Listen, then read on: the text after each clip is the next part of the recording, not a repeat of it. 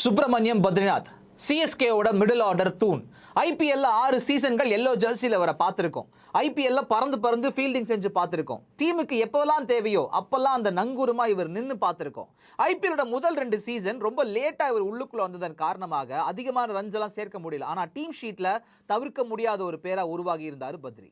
2010 batting ஆர்டர்ல முன்னாடி இறங்க ஆரம்பிச்சதன் காரணமாக ரன்ஸ் சேர்க்க முடிஞ்சது. 356 ரன்கள், 2 ஹாஃப் செஞ்சுரி.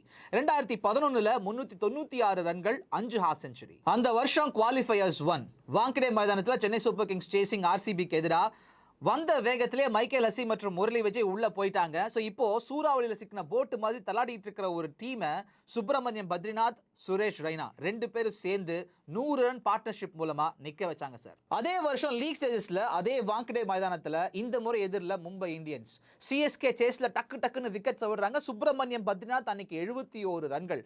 மற்றவங்களோட ஸ்கோர்ஸ்ல எடுத்து பார்த்தோன்னா ஏதோ பின்கோட் மாதிரி சிங்கிள் டிஜிட்ல ஓடிட்டு இருந்துச்சுங்க. 7 வயசுல நுங்கம்பாக்கம் கார்பரேஷன் கிரவுண்ட்ல டென்னிஸ் பால்ல ஆட ஆரம்பிச்ச காலத்திலிருந்து இன்னைக்கு வரைக்கும் கிரிக்கெட் அப்படிங்கிறது சுப்பிரமணியம் பத்ரிநாத்தோட முதல் காதலா இருந்திருக்கு. ஆனா அதை ஆடுறதுக்கான வாய்ப்பு இன்னும் கொஞ்சம் அதிகமா இந்த ஒரு ஐபிஎல் ஒரிஜினல் கில்லிக்கு கிடைச்சிருக்கலாங்க.